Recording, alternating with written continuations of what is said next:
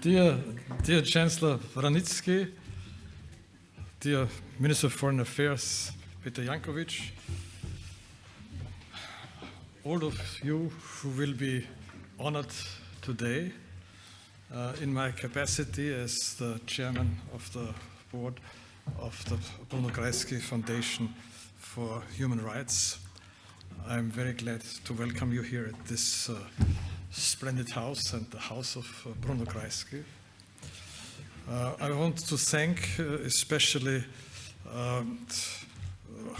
Oliver Radkolb, who is here as a kind of the man who is really the soul of this institution of our group. I also want to thank that we can do this here in this house. And I want to give you a short overview about this award, this prize that we are celebrating today. When Bruno Kreisky, Austrian Chancellor Bruno Kreisky, had his 65th birthday, he said he doesn't want any presents. And so a group of friends decided to start a foundation for human rights in honor of Bruno Kreisky. And it's now already 41 years ago, this was set in place. It's Bruno Kreisky himself has been a victim of political aggression in many ways. During the Austro-fascist regime in the 1930s, he was jailed for 15 months. Then came the Nazis, and he was jailed again for 5 months. Then he was. Then came the Gestapo, the horrible secret police, and they forced him to go into exile in Sweden. And he returned from this exile only in 1950 to Austria. So it's quite obvious that his experiences with violations of human rights, with misuse of political power, made a deep impression on him. And when he had been in the position of the Prime Minister of the Austrian Republic, and he was for a very long time re-elected, I think 4 times in elections, it was quite clear for him that one of his main kind of points on his political agenda are the fight for human rights, are the assistance for those brave persons who are fighting for human rights and who get under attack or jailed in repressive countries. So he had basically a double approach. The one approach was on the, let's say, on the official side. He had been, thank you, I think this is a very good idea to have this lady with us, because we will explain later who she is. So his first approach was to use his kind of political influence first as Minister of Foreign Affairs and then as Prime Minister of Austria in direct talks with a number of countries, especially also with the communist countries of this time surrounding Austria. His policy had been, you have to talk with them. You have to talk with them to get a chance to change them. And he was very successful in freeing political prisoners and helping those on the ground. And this was his second element. So the first was kind of the political side, and the other one was the more human side and the human rights perspective. And it is in this kind of approach that the jury of the Bruno Kreisky Prize for Human Rights now made its decisions for this award for this year, for 2021. And the main prize goes to Maria Kalesnikawa from Belarus. She's the lady you are seeing here. She is a politician of the opposition in this very authoritarian regime of Belarus. And she is suffering for this because she was sent to jail, and she will not be able today to be with us, but her sister is thankfully coming to us, and so we have her in this way with us. The further prizes go to the Palestinian organization Al-Haq, which will be explained later on. The organization Asylkoordination Österreich, and to Mr. Martin Hohecker for his engagement in Tanzania. And also this will be explained later in detail. Perhaps on a personal note, I'd like to add that I got the assurance that organization Al-Haq accepts, of course, the right of existence for Israel, because this is a basic condition for having meaningful talks with each other. The Kreisky Prize has a long and honorable tradition. We had as recipients Kofi Annan. We have, for instance, a well-known Austrian lawyer, Wolfgang Kalek, for his work in the European Center for Constitutional and Human Rights. And one of the recipients of this prize also has been Professor Manfred Nowak, who is kind of the doyen of human rights research at the Jena University. So I want to thank also the jury for the work they've been doing. I want to welcome you that you are joining us. And of course, I want to congratulate those who are recipients of the Bruno Kreisky Prize today. And what you did and why you get it will be explained later. Thank you very much, and all the best for you.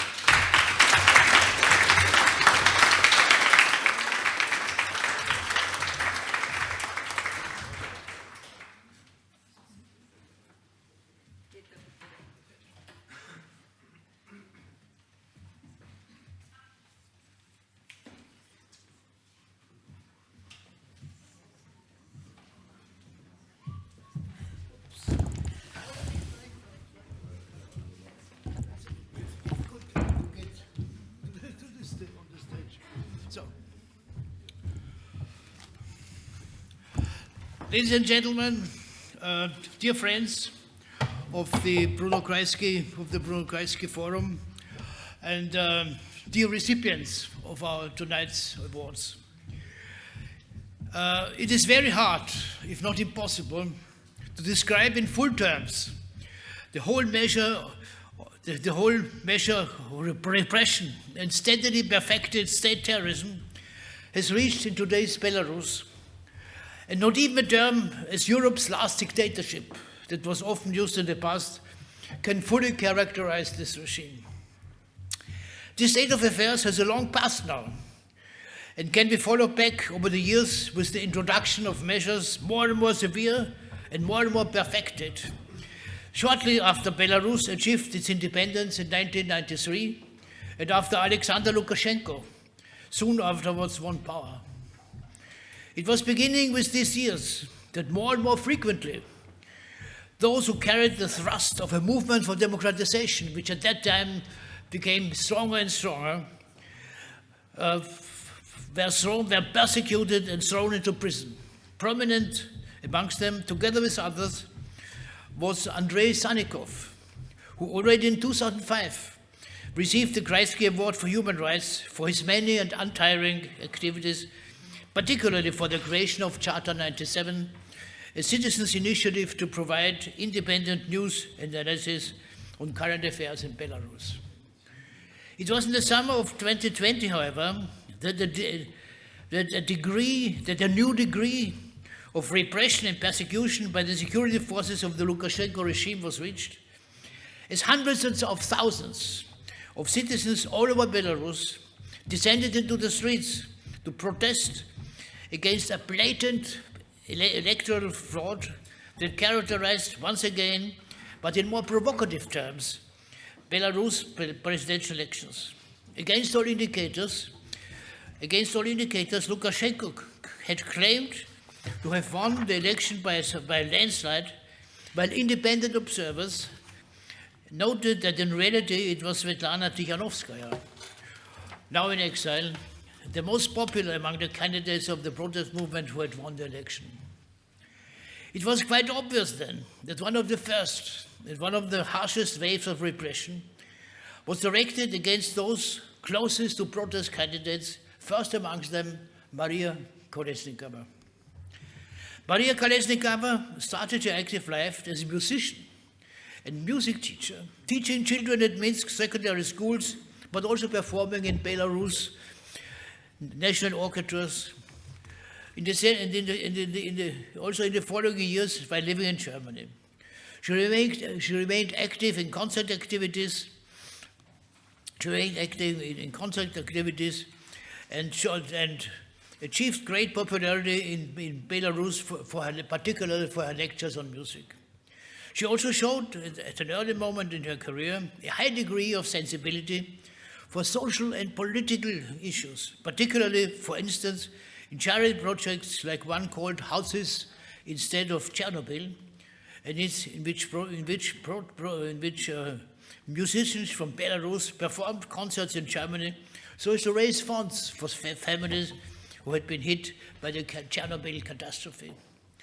This sensitivity also made her active in the cultural life of her country, as acting as the founder of creative associations and initiators of many cultural events, speaking often about the importance of interaction between people, the ability to listen and to hear another, the relationship of changes in society and music. She thus made it clear that her core values had always been freedom of expression, freedom of speech, and freedom of choice.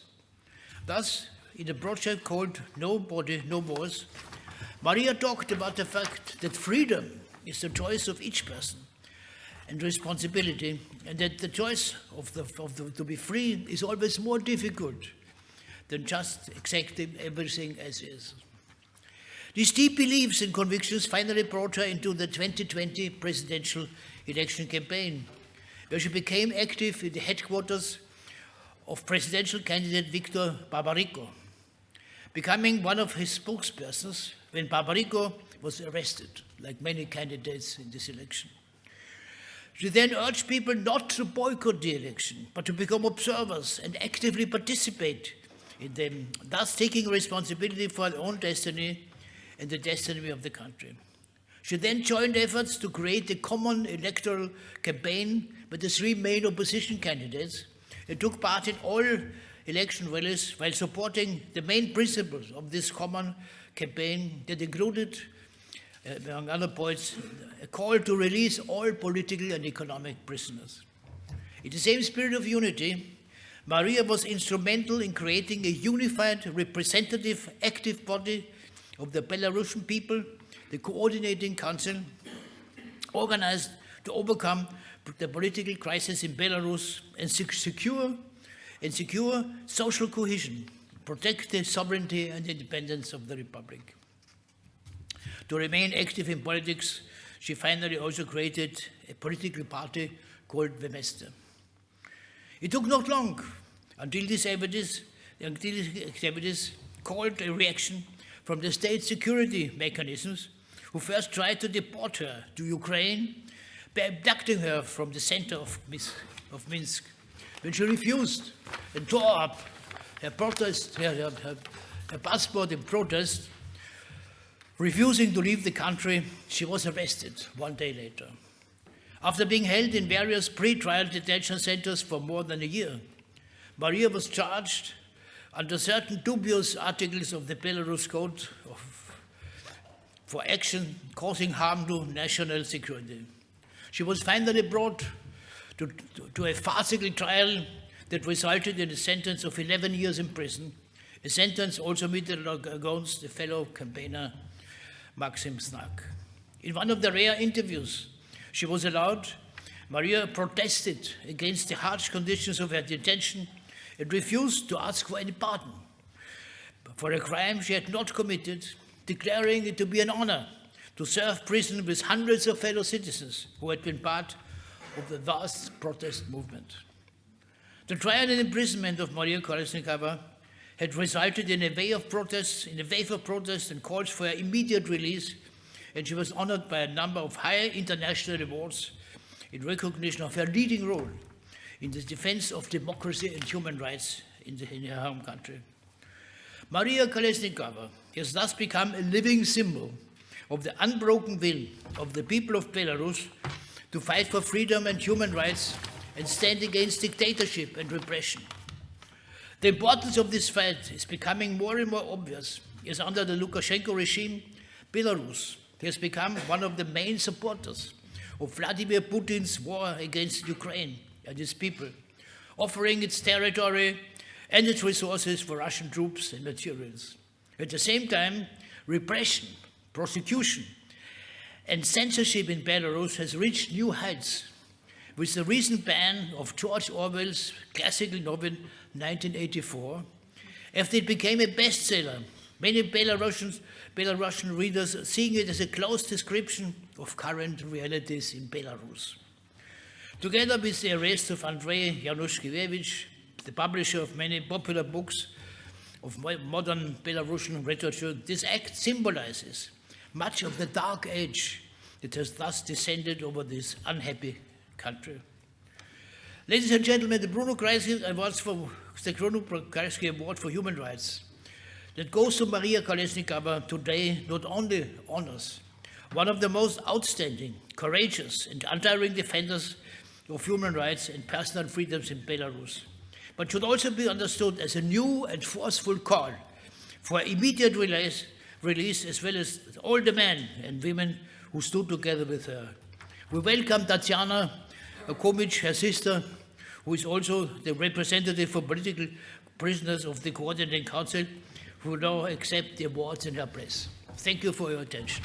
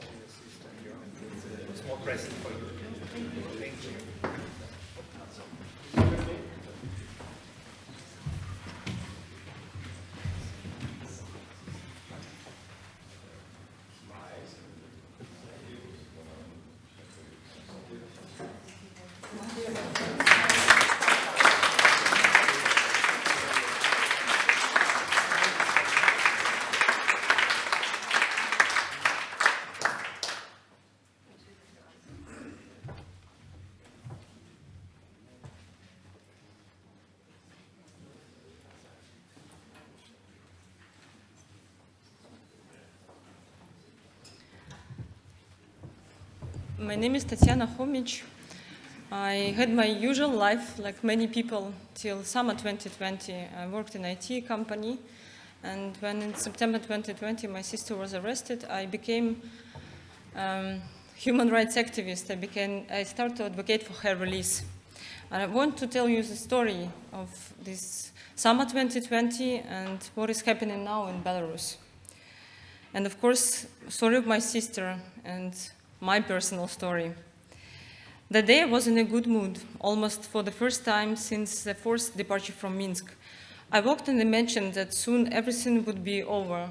Masha and I would walk like this together and talk about everything like we did all our life before. An hour later they called and I was scared that Masha would not see even the sky for a long time. On the morning of September 7th, she was seized in the city center, pushed into a car, taken away, interrogated, intimidated, blackmailed, forced to leave the country. 3 months before that, Masha repeated that she would never leave. When people whose faces show that they are capable of anything say that they will take you out of the country in parts, anyone will abandon their previous decision and nobody will condemn them. Anyone but not Maria. At the border, my sister invented a beautiful way to stay in the country. She tore up her passport. Now Masha does not have a passport and we do not have Masha nearby. For the first months, Maria's presence at the headquarters of Viktor Babarika was not public. She came there not out of political ambitions, but out of desire to help her friend and colleague become a president, to change life in Belarus to democracy.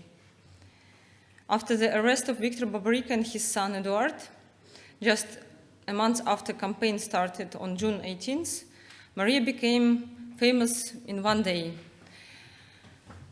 Everyone recognized her, and it became clear that a new historical person in Belarus had been born. When the trio met, Veronika Tsepkala, Maria, and Svetlana Tikhanovskaya, everyone also noticed that they were very different, but it was good. Sveta, Maria, and Masha traveled all over the country in a short time. Everywhere people met them like stars, but also like those who would be the first that take risk. Their words at the rallies were so bold and so honest. They kept pacified but inspired to action. Millions of people. Prior to this, we, Belarusians, had not been told for a long time that somebody believed in us. And we actually began to believe in ourselves. That part of the campaign teams who did not go on tour with the trio in Belarus but stayed in Minsk listened to every performance live. Masha's loud musical voice sounded throughout the office, and we knew that now it sounds the same way in other people's houses. In her speeches, Masha told, "This summer is the most important summer in our lives. We have changed, and this is forever." Of course, I was afraid of my sister, because it was not clear how it would turn out. After her arrest, repression began to escalate. Tens of thousands of people went through prisons, torture, beatings, dismissals, humiliation. Almost 1,500 people in prisons right now in Belarus. Some have died. The repressions continue to this day, almost 2 years of endless repressions. Masha was given 11 years. She has been in prison for 21 months already. During this time, more than 500 NGOs of all spheres have been closed in Belarus, liquidated. People are leaving the country because they cannot work officially, and at any moment they can be arrested. Absolutely all spheres of society are subjected to persecution: minors, students, pensioners and doctors, artists and workers, human rights activists and musicians, journalists and engineers. People are imprisoned for years, in prison for reposts on social media, for comments, and simply subscribing to an independent news channel. But even after living almost 2 years under such repressions, Belarusians find a way to resist. After 24th of February, because most of the society does not support Russia. In late February, thousands of people took to the anti-war protests, although they knew that they would be arrested. More than thousands were subject to administrative arrests. Belarusians have found a way to disrupt the railway connection between Belarus and Ukraine to prevent the delivery of Russian military equipment from the territory of Belarus to Ukraine. After that, a change was made to the criminal code, so death penalty can be applied for an attempt of act of extremism. It's also made to threaten people even more. A battalion of hundreds of Belarusians is fighting on the side of Ukraine right now for several months. Belarusians go as volunteers to Ukraine, including those who are in Belarus, they go to Ukraine. And throughout Europe, help Ukraine with humanitarian aid.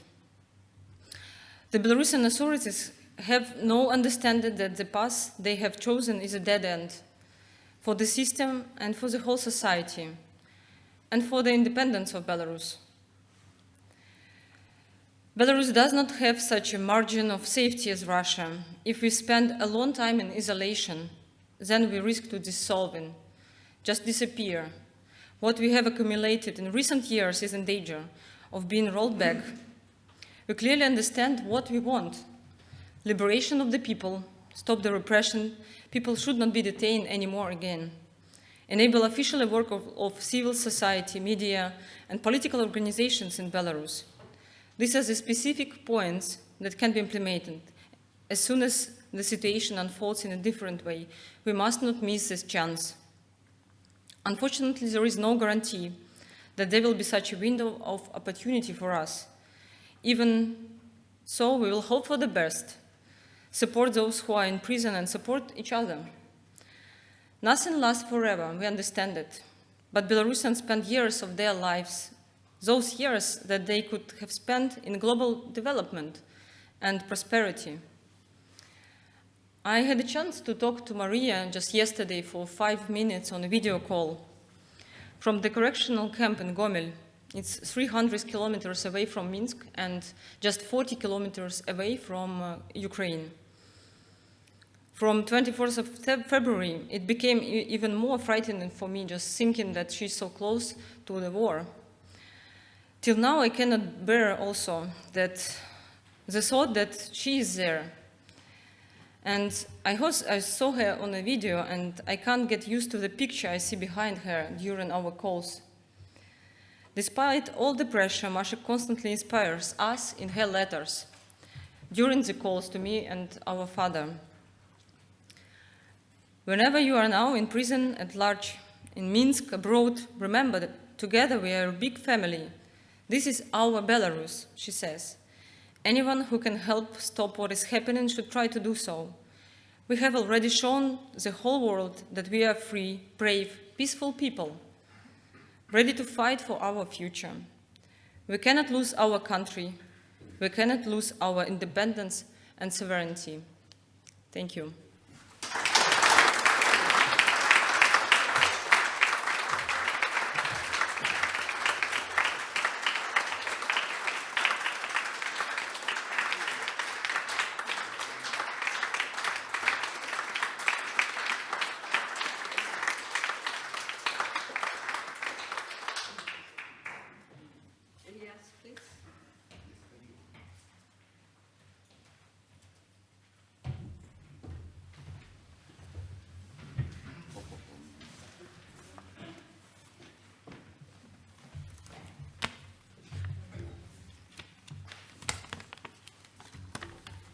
Bismillah.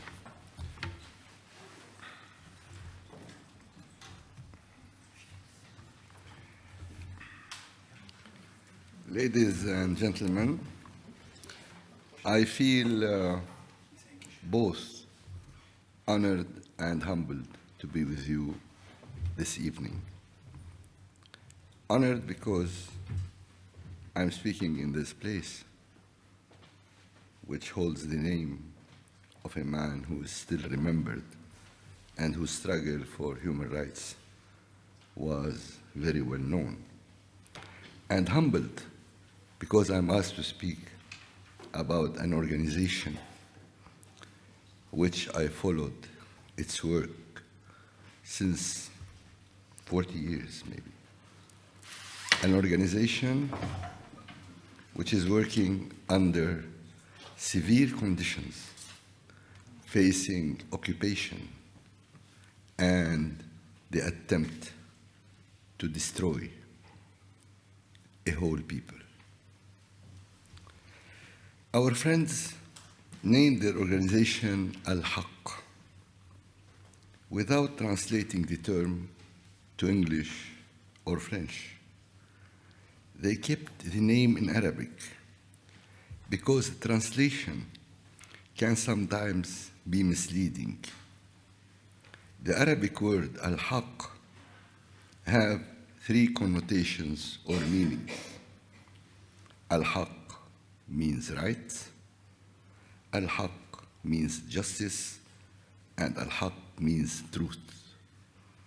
The three words relate to each other, but there are small nuances that separate them, that separate their meanings and put them in three different levels.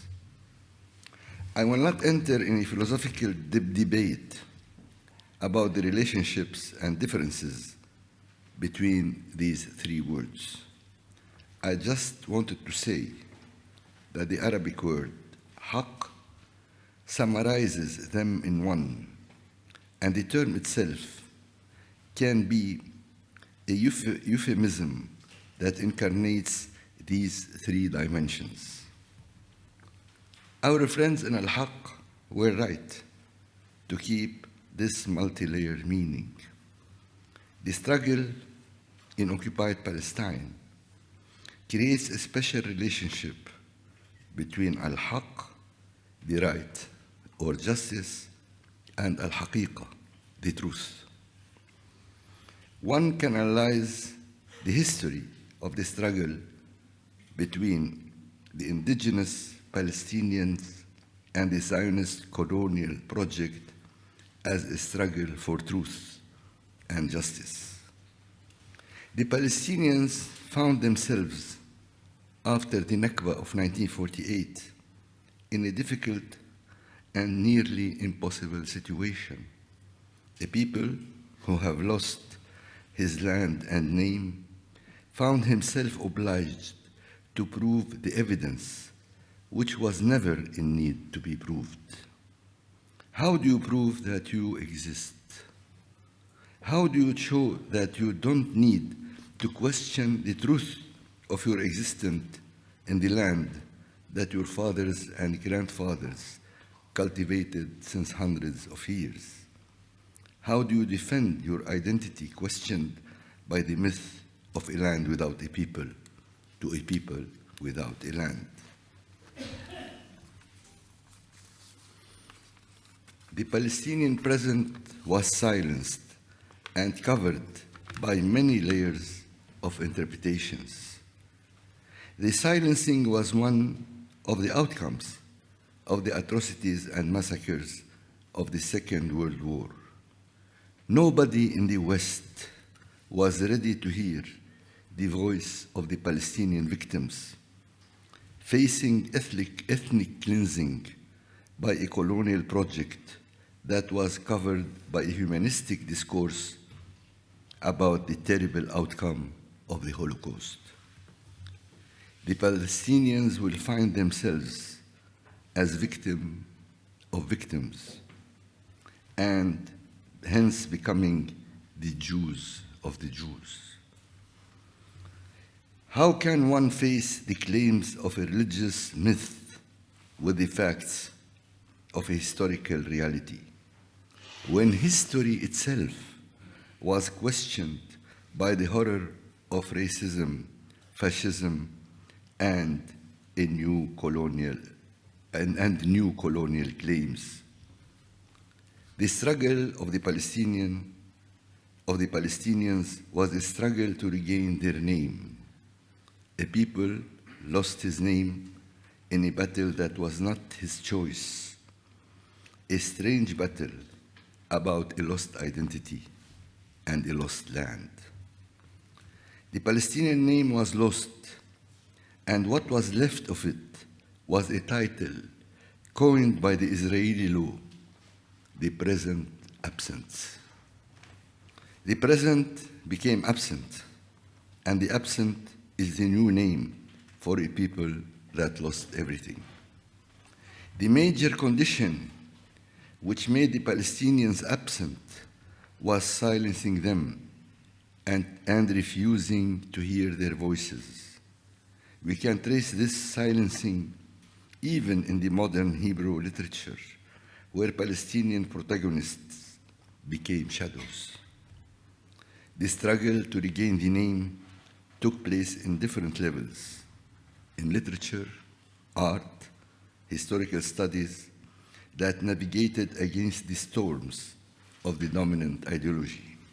But also, it was the outcome of a long and severe struggle that began with the modern Palestinian revolution and reached its climax in the First Intifada, 1987. Nobody was able, after the Intifada, to deny the existence of the people of Palestine. But denial took a new form. It's now the denial of their right to self-determination and to their human rights as citizens in an occupied country. This is the Battle of Al-Haq, which began in 1979 and is taking a new dimension now with the decision of the Israeli Minister of Defense to outlaw Al-Haq alongside with 5 other human rights organizations: Al-Damir, the Bisan Center for Research and Development, Defense for Children Palestine, Union of Agricultural Work, and the Palestinian Union of Women's Committee. Since 8 months, Israel was unable to present any evidence that these organizations are linked to the so-called terrorism. On the other hand, Al-Haq and the other organizations continued and will continue their struggle in very difficult conditions, under occupation and oppression, facing a mighty military force and a dominant racist ideology. The Israeli occupation is no more trying to cover its face. The colonies and the settlers are now a leading force that created the conditions of a naked apartheid system. Giving Al-Haq the prize of the Kreisky Foundation for Human Rights is a great sign of solidarity and responsibility and courage. Al-Haq is not only a major human rights organization in Palestine, but it's also a model in an Arab world facing despotism and the destruction of its social fabric. How can lawyers and intellectuals in general face a savagery that can get away with the assassinations of journalists like Shireen Abu Akleh in Palestine and Jamal Khashoggi in Saudi Arabia? What are the tools to defend the rights of the living and dead when the cemeteries are replaced by morgues and cemeteries of numbers in occupied Palestine, or when the smoke becomes the cemetery of the victims in Syria, as was shown with the terrible massacre in At-Tadamun neighborhood in the outskirts of Damascus, April 2013. Al-Haq and other human rights organizations are there to show that witnessing truth and defending justice is a way to insist on the need for human values. We have to defend the meaning of words. And what our friends in Al-Haq are doing is this mere right of giving our life the meanings a human being deserves. Thanks to Kreisky Foundation, and thanks to all those that are defending justice and equality in Palestine and everywhere in the world. Thank you.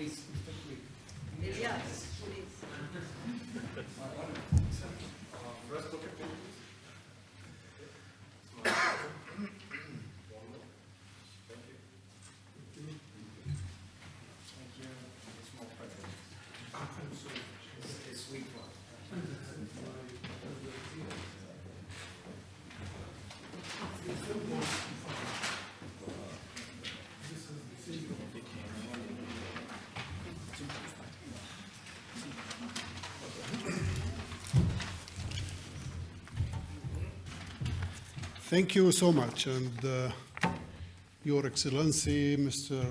Chancellor, I would like also to read my book, because he spoke about books and book. Ladies and gentlemen, dear friends and partners, Excellencies, I am truly honored and deeply touched to stand in front of you today to receive the prestigious Bruno Kreisky Prize for Human Rights 2022. On behalf of Al-Haq, its board, staff, General Assembly, I would like to express my gratitude and appreciation to Bruno Kreisky Foundation and the selection committee for selecting Al-Haq to receive the prize for this year. It's sometimes said that human rights defenders are dreamers. I have to acknowledge that this is true. We dream to prevent extreme realists from going far with their realism in a way that distorts human concepts such as justice, rights, and freedom. Al-Haq in Arabic refers to truth and right. Our work seems to upset our oppressors, and for decades they have smeared us, targeted us, and used many attempts to silence the Palestinian people's voice, calling for justice and accountability. In these difficult times for Al-Haq, this prize is not only an appreciation to the work that Al-Haq does, but it's a gain of appreciation to all human rights defenders in the world. A sign to our professionality and a sign that keeps us going forward in defending the rights of the Palestinian people, including our rights to self-determination and the Palestinian refugees' right of return. As you all know, Al-Haq, together with other Palestinian human rights and civil society organizations, was designated as a terrorist organization in October of last year by the Israeli settler colonial and apartheid regime. We cannot think of a reason other than being vocal about their violations of human rights and international law, and our efforts to hold perpetrators accountable before the ICC that drove them to take this decision.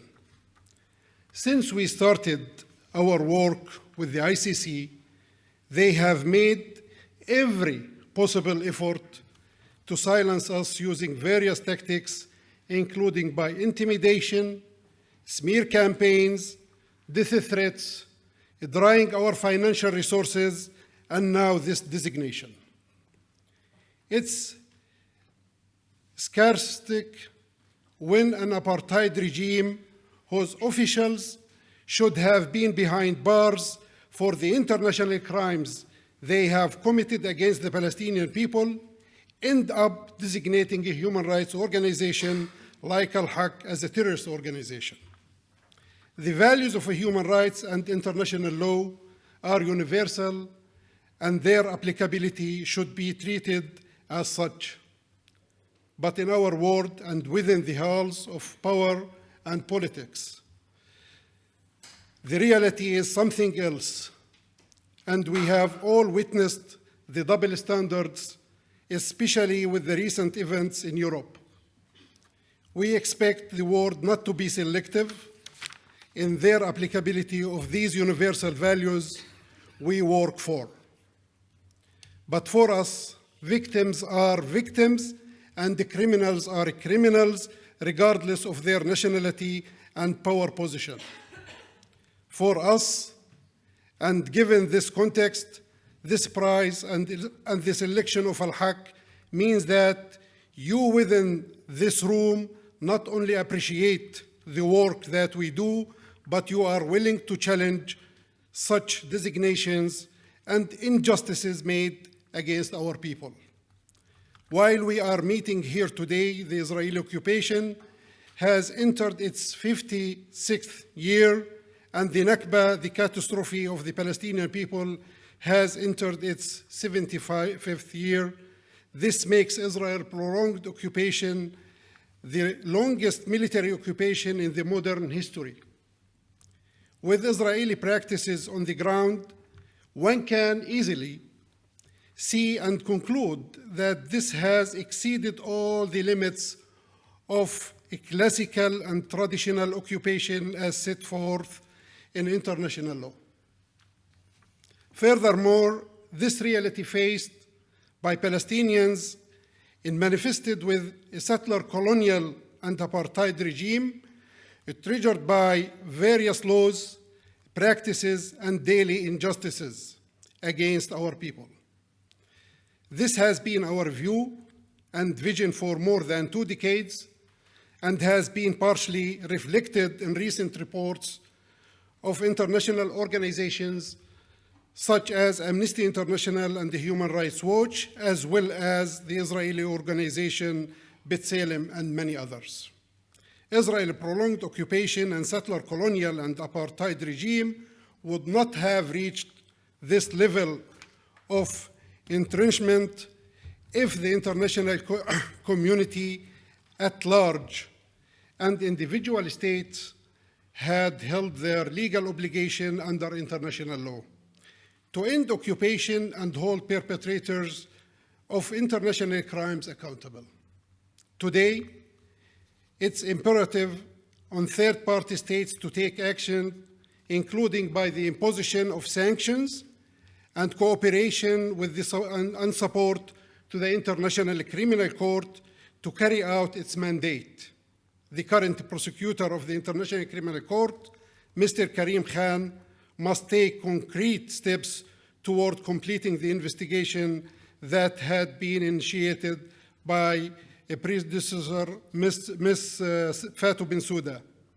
Contrary to this, Palestinians in general and direct victims of Israeli crimes will lose the remaining little faith in the international justice and legal system. Today, we share with you our deep concern of the continuous prevailing impunity practiced by Israel. We are disrupted of the widespread of the Israeli systematic crimes and the crimes committed by settler groups against Palestinian communities. Within our internal context, we reiterate that our unity as Palestinians is crucial, and the political division that has manifested itself for more than a decade has affected the Palestinian people and their freedoms negatively. It's an obstacle for us and for the new generations to come. But I stand in front of you today hoping that this division will end soon. We need to give hope to the new generations.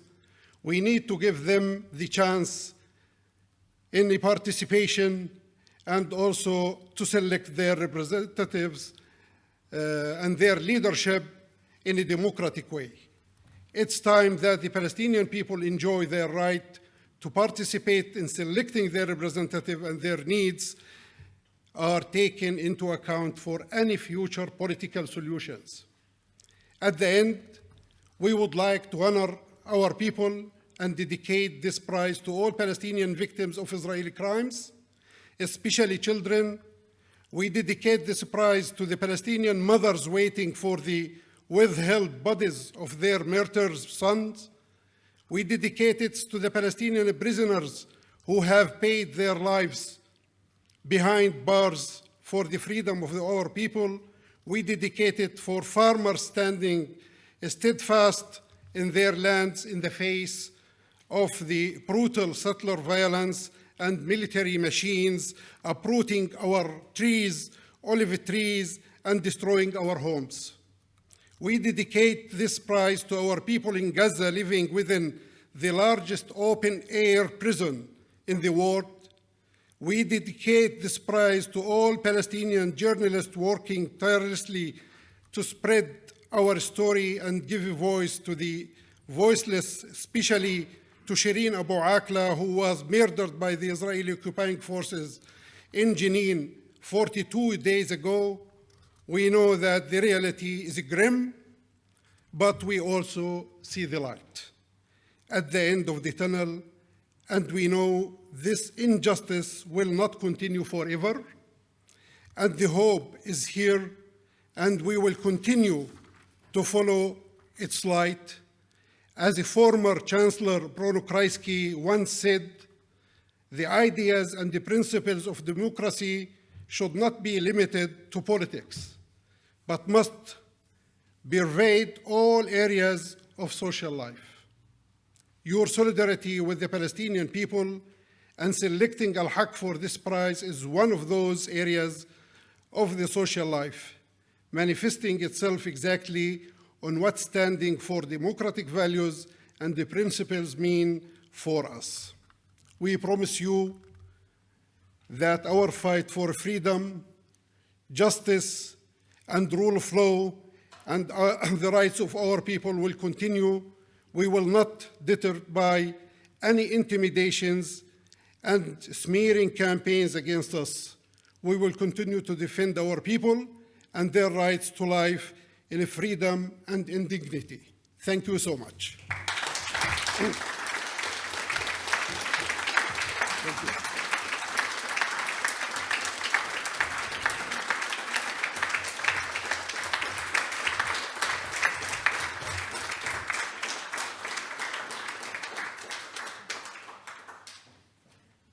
Father Willie, may I ask you to take the floor, please?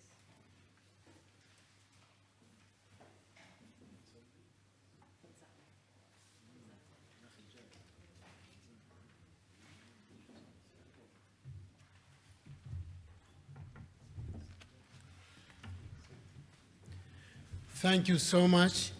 Good evening, ladies and gentlemen.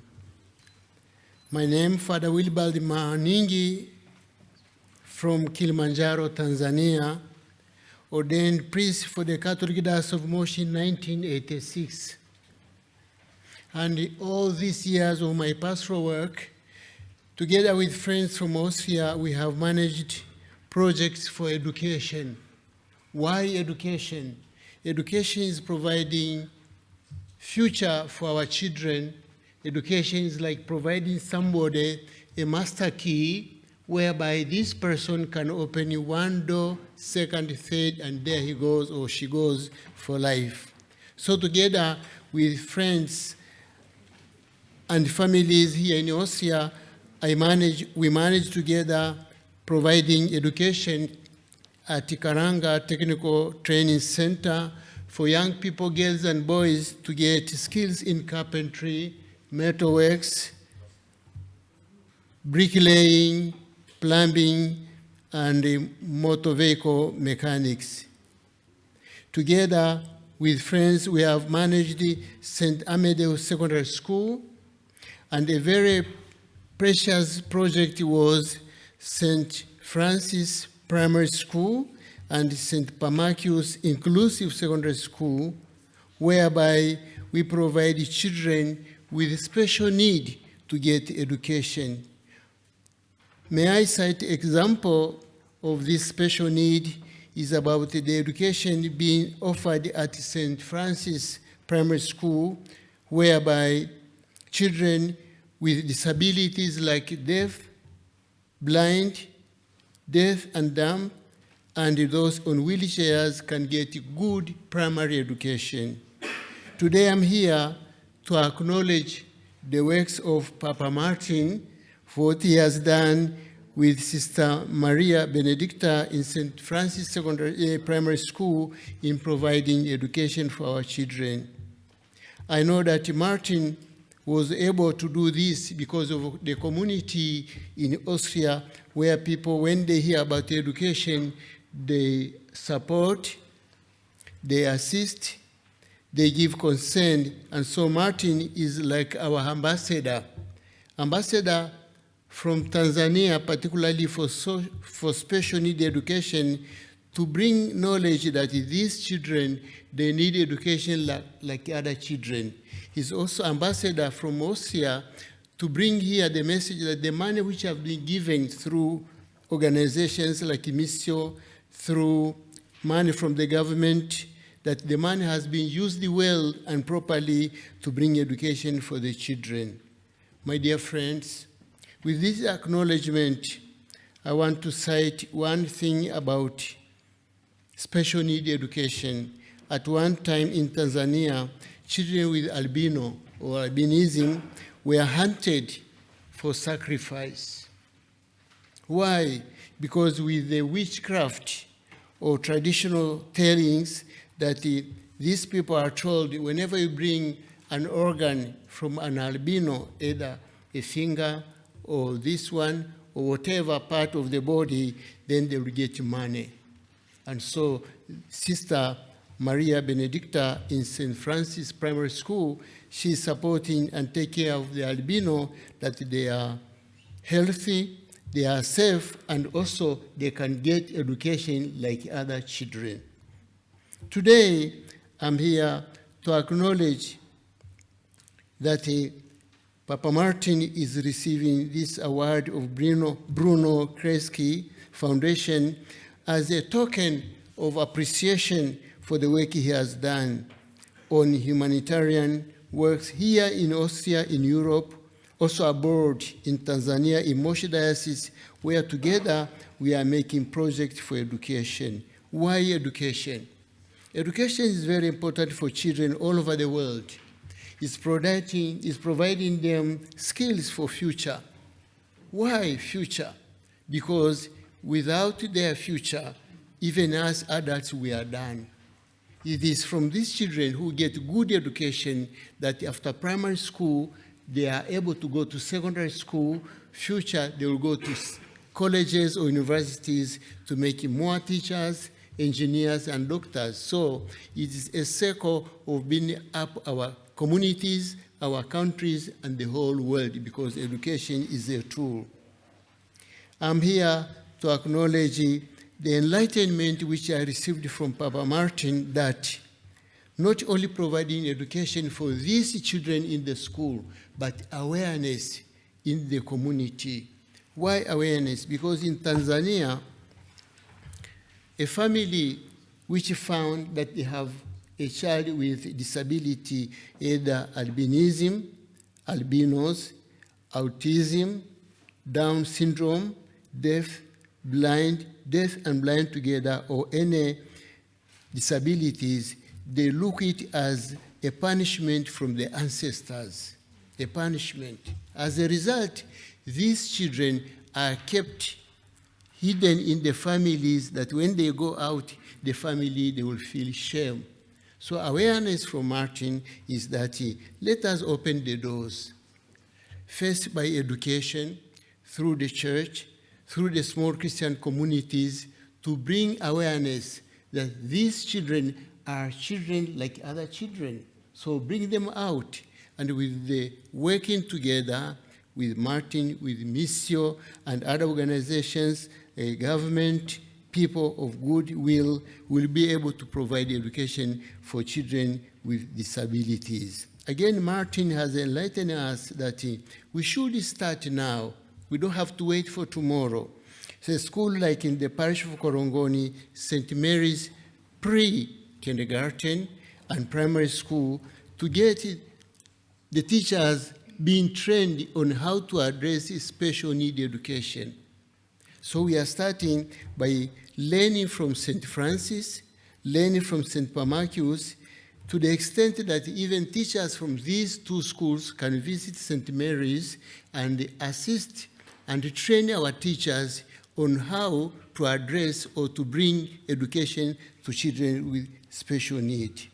Finally, I'm here to say thank you. Thank you to you, dear friends. Thank you for Martin, for his efforts, and the people who have supported him, that now we have a dormitory, we have classrooms in this school, St. Francis, that the children stay in the school because it is not safe for them to go to school in the morning, back to their families. So it's better that they stay in the school. They are safe.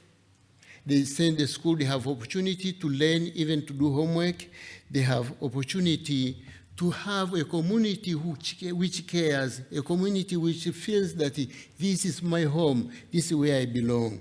The same with St. Pamachius Secondary School. It's an inclusive secondary school, the first one in Tanzania, whereby children who have been able to go through primary education, they are now awarded the opportunity for secondary education. Why secondary education? Again, it's preparation for science subjects, preparation for arts, so that each child is given opportunity to determine the charism, the talents, and are developed so that in the future they can go to the university. And after university, for sure, they will be able to come back into the communities, into the families, self-supporting, and also the dignity that they are able to do things like other children despite their disabilities. My dear friends, to say thank you is appreciation. To say thank you is acknowledgement.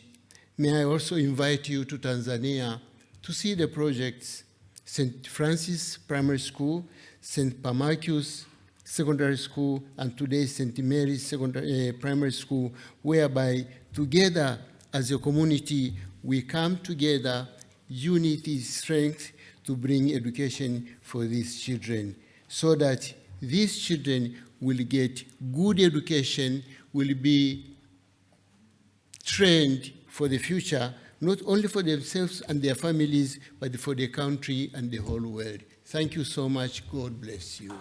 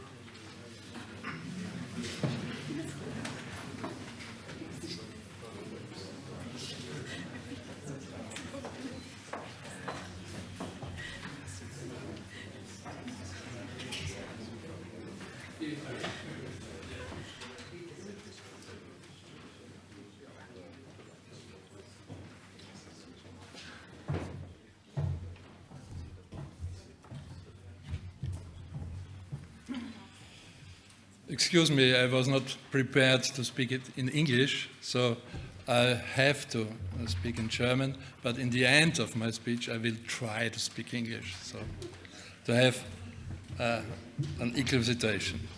Sehr geehrte Damen und Herren, geschätzte Mitglieder und Repräsentanten des Bruno Kreisky Forums, sehr geehrter Professor Radkolb, liebe Festgäste und vor allem auch meine lieben Freundinnen und Freunde, die den weiten Weg nach Wien gemacht haben.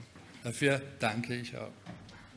Es ist mir eine große Freude und Ehre, hier stehen zu können, um diese Auszeichnung entgegennehmen zu dürfen. Und natürlich freue ich mich sehr, dass Vater Willi auch da ist und für mich eine Ansprache gehalten hat, die seinen Geist, seine Menschlichkeit, aber auch sein Ringen und sein Bemühen um Menschenwürde in einem unglaublichen Ausmaß ausdrückt. Vielen Dank dafür. Tansania steht in diesem Fall für Afrika, einem Kontinent mit ungeheuren Reichtum, mit Ressourcen in einem unglaublichen Ausmaß. Ein Reichtum an Menschen, an Kulturen, Flora und Fauna, aber auch ein Kontinent mit großen Herausforderungen an menschlichem Leid, Ausbeutung, Dürre, Hunger, Kriege, Flüchtlingsströme und Unterdrückung der Frauen, etwa auch durch die nach wie vor in vielen afrikanischen Ländern praktizierten Genitalverstümmelungen. Und dabei steht allerdings Afrika im Schatten der internationalen Aufmerksamkeit. Es ist natürlich klar, dass Ukraine und vorher Syrien im Mittelpunkt standen, aber dass allein im Kongo 5,6 Millionen Menschen derzeit auf der Flucht sind, die vertrieben worden sind, weil es um Bodenschätze geht, weil es um Interessen geht, die sozusagen auch uns betreffen, weil wir sozusagen davon profitieren, darüber wird kaum berichtet. Ein Grund mehr, dass es heute ein Stück sichtbar wird. Wir wissen nicht, wie diese Welt in der Zeit nach Corona aussehen wird. Nicht wenige Kommentatoren sprechen von einer Zeitenwende. Wie etwa der aktuellen völkerrechtswidrigen Invasion der Russen in der Ukraine, sowie in zahlreichen anderen Regionen wie im Jemen, im Kongo oder in Äthiopien. Krisen, wohin man sieht. Eine Energiekrise, die zu massiven gesellschaftlichen Verwerfungen führen kann. Leider auch wahrscheinlich führen wird. Eine Ernährungskrise in Ländern, die von Getreideimporten abhängig sind. Viele afrikanische Länder sind davon betroffen. Den riesigen Flüchtlingsströmen. Es gab noch nie so viele Flüchtlinge wie in diesem Jahr. Über 100 Millionen Menschen sind derzeit auf der Flucht. Der Klimakrise mit Dürre und Hungerkatastrophen. Auch hier ist wieder Afrika massiv betroffen. Aber auch Entwicklungen in unserem Kontinent, die Transformation der Arbeitswelt durch Digitalisierung und Robotik und einer damit möglicherweise einhergehenden Massenarbeitslosigkeit. Eine generell neoliberale Wirtschaftsform, die Mensch und Natur zerstört. Nicht umsonst hat Papst Franziskus gemeint und das sehr klar formuliert, diese Wirtschaft tötet.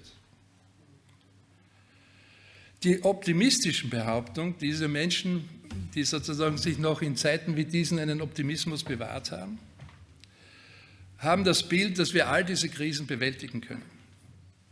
Wir müssen aber davon ausgehen, dass in Zukunft jedenfalls nicht alle Länder in eine gemeinsame Richtung streben.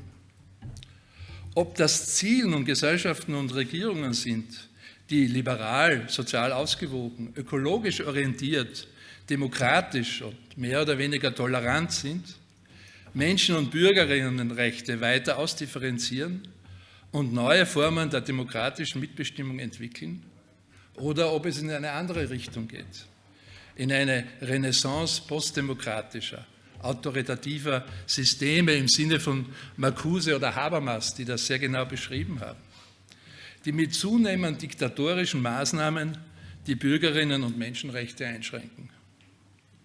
Stephen Hopgood, der bekannte britische Politikwissenschaftler, zeichnet in seinem Buch The End Time of Human Rights eine eher düstere Entwicklung, indem er schreibt, kein Staat wird die Macht haben, die Regeln zu globalisieren, und in diesem Machtvakuum werden ganz unterschiedliche Arrangements entstehen. Menschenrechte werden immer wieder eine Rolle spielen, doch das globale Rechteregime hat seine größte Ausdehnung erreicht und befindet sich nun auf dem Rückzug. Wir müssen abwarten, was folgt, wenn die morbiden Symptome abgeklungen sind. Vielleicht wird es eine neue Reihe globaler Institutionen geben, die menschenrechtsbasiert arbeiten werden. Oder, und das befürchtet Stephen Hupgott, vielleicht wird es keine Institutionen mehr dieser Art geben, weil die nationalen Interessen einfach viel zu sehr im Vordergrund stehen. Wollen wir hoffen, dass wir uns wieder mehr der globalen Menschenrechte besinnen und, um einen berühmten Bruno Kreisky Menschenrechtspreisträger zu zitieren, Nelson Mandela, er meint, einem Menschen seine Menschenrechte verweigern, bedeutet ihn in seiner Menschlichkeit zu missachten. Eleanor Roosevelt hat einmal formuliert, die Zukunft gehört denen, die an die Wahrhaftigkeit ihrer Träume glauben. Von den Träumen und Visionen haben wir heute schon auch in einem anderen Zusammenhang gehört. Daher mein Appell an uns alle, lasst uns nicht nur von einer gerechteren Welt träumen, sondern gemeinsam daran arbeiten. In diesem Sinne möchte ich mich auch für die Ehrung bedanken. Ein kleiner Nachtrag. Ich habe dieser Tage von meinem Sohn, er ist heute hier, erfahren, dass ich Großvater werde. Welch Freude!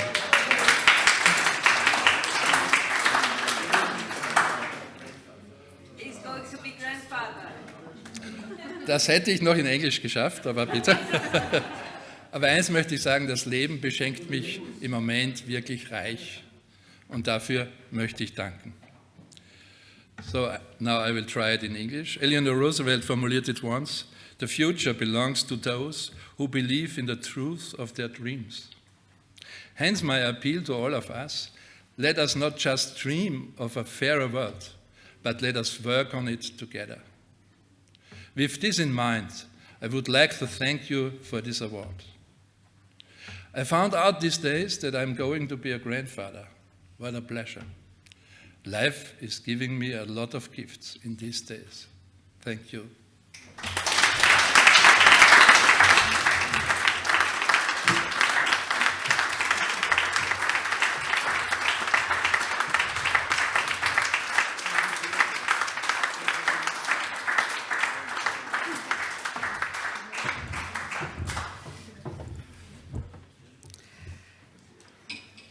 Hello. I have the pleasure to pay tribute to an organization called Asylkoordination, which is like an umbrella organization of many different NGOs in Austria supporting refugees. But since English is not my first language and I'm not a great speaker anyway, I will stick to my notes in German, and maybe afterwards, if you're interested, I can explain a little bit to you outside in the garden while drinking a glass of wine.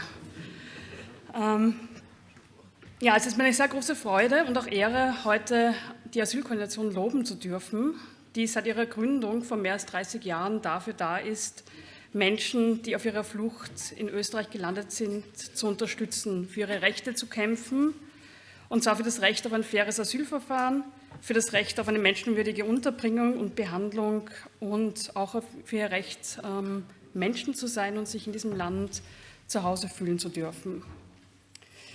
Ich muss zugeben, auch mir haben die Expertinnen und Experten der Asylkoordination viele, viele Male geholfen. Und zwar immer dann, wenn ich sie angerufen habe und gesagt habe, es ist schon wieder eine Asylgesetznovelle, helft mir bitte, die zu verstehen. Und ich wurde nie falsch informiert. Und ich muss zugeben, es gab viele solche Anrufe von mir. Aber zu meiner Ehrenrettung muss ich auch sagen, ich bin seit über 20 Jahren Journalistin. Und seit dieser Zeit, seit dem Jahr 2000, wurde zumindest gefühlt fast jedes Jahr das Asylgesetz verschärft. Also ich hatte viele Gründe anzurufen. Und wenn die Politik den Menschen in Österreich über 2 Jahrzehnte suggeriert, man müsse die Asylgesetze verschärfen, oder sogar 3 Jahrzehnte eigentlich, man muss das dauernd machen, dann braucht man sich am Ende nicht zu wundern, warum so viele Menschen in Österreich sich vor Geflüchteten fürchten. Und auch gegen diese Diskriminierung anzukämpfen, und zwar mit einer fundierten Recherche- und Informationsarbeit, kombiniert mit Aktivismus. Dafür steht die Asylkoordination. Dort arbeiten Menschen, die haben einen Auftrag, die stehen klar auf einer Seite, und zwar auf der Seite derer, die zu uns geflüchtet sind, die sind parteiisch. Sie kritisieren aber nicht nur, sondern ihre Kritik hat auch immer eine wissenschaftliche und rechtlich fundierte Basis. Und das ist wohl ein Grund dafür, wieso so mancher und manche im Kabinett der diversen Innenminister und Innenministerinnen der vergangenen Jahre beim Wort Asylkoordination nervös zucken, weil inhaltlich fundierte Kritik immer viel stärker wehtut. Die Asylkoordination kritisiert aber nicht nur, sie deckt auch auf. Schon im Jahr 1998 erschien eine Studie, die hieß Die Situation von unbegleiteten minderjährigen Flüchtlingen in Österreich. In dieser Studie zeigte die Asylkoordination schon damals, wie minderjährige Flüchtlinge, speziell aus afrikanischen Ländern, damals in Österreich leben mussten. Zum Teil auch als Obdachlose, ohne gesundheitliche Versorgung, damals noch zu Dutzenden heimlich von der Erzieherin Ute Bock, die Sie sicherlich alle noch kennen, wie Bettgeher in einem Matratzenlager in ihrem Gesellenheim untergebracht, ganz heimlich, damit diese vor allem Burschen, die noch nicht erwachsen waren, nicht auf der Straße schlafen mussten.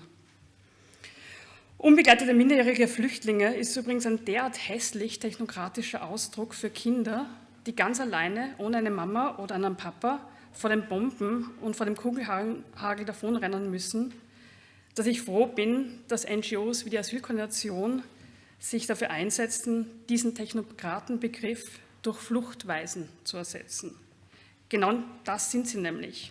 Kinder und Jugendliche, die Krieg und Verfolgung zu Elternlosen gemacht haben in einem fremden Land. Aber jetzt bin ich abgeschweift.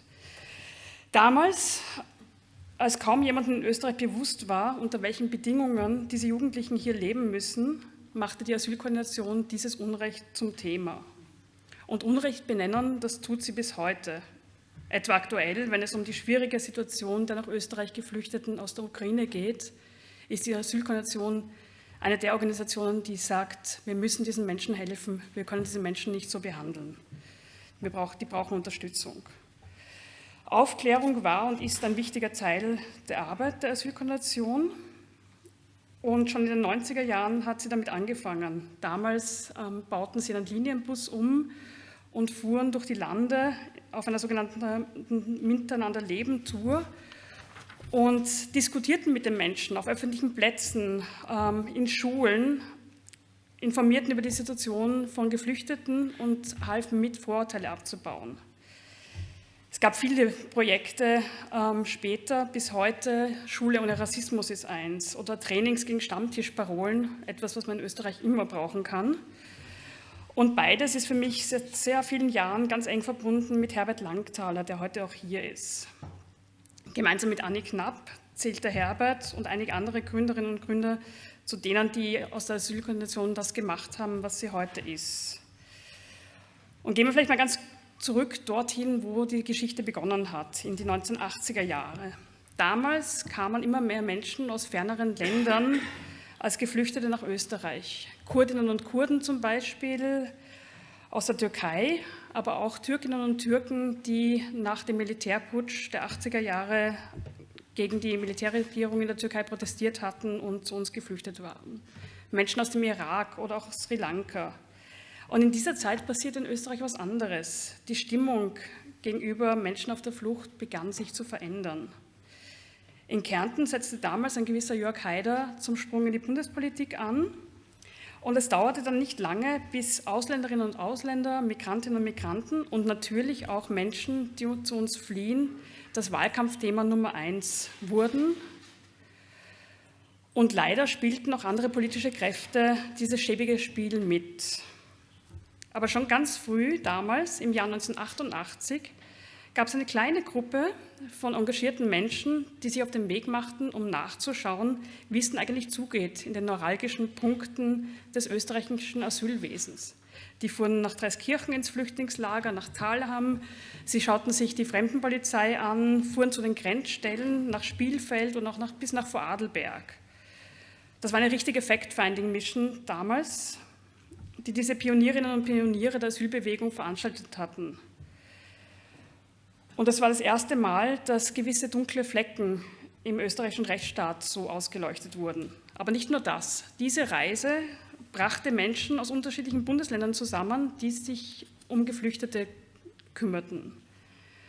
Da war zum Beispiel Gertrude Hennefeld dabei, die damals den Flüchtlingsdienst der Diakonie aufbaute, Markus Himmelbauer, der in der Pfarrcaritas engagiert war und dann der erste Angestellte der Asylkoordination wurde. Es waren ganz unterschiedliche Leute, auch Michael Genner, den Sie sicherlich alle kennen, ein sehr streitbarer Mitstreiter der Asylkoordination. Also sehr unterschiedliche Menschen taten sich zusammen und gründeten dann als Folge dieser Reise 3 Jahre später, im September 1991, die Asylkoordination als Dachorganisation von ganz vielen Initiativen und Einzelkämpferinnen und Einzelkämpfern. Es ist eine Pressure Group, die Druck erzeugt, die aufklärt, die sich dafür einsetzt, die Dinge zum Besseren zu verändern. Weil die Asylkoordination war eigentlich nie eine Frontalopposition. Sie hat kritisiert, aber in jedem Statement der Kritik stand auch gleich ein Vorschlag zur Veränderung. Und wenn die Politik etwas nicht verändert hat, dann hat die Asylkoordination es halt selber gemacht. Ein Beispiel dafür ist das Projekt Connecting People. Da geht es wieder um Kinderflüchtlinge. Die sind in Österreich damals, als das Projekt gegründet wurde, und das ist auch schon länger her, einfach allein gelassen worden. Und die Asylkoordination hat ein großes Projekt aufgezogen, damit diese Kinder, die zu uns geflüchtet sind, und Jugendlichen Patinnen und Paten bekommen. Und allein dieses Projekt hat dazu geführt, dass hunderte Kinder die Möglichkeit hatten, sich hier zu integrieren, dass aus geflüchteten Kindern und Jugendlichen Familienmitglieder wurde. Ich bin über Connecting People zur Asylkoordination gekommen. Ich hatte damals einen Anruf, ich war gerade Kurzjournalistin und Heinz Frohneck hat mich damals angerufen und gesagt, magst du über dieses Projekt berichten? Ich habe mir das angesehen und gedacht, das kann doch nicht funktionieren, das hat super funktioniert und das ist nur eins von ganz vielen Beispielen, was die Asylkoordination geleistet hat.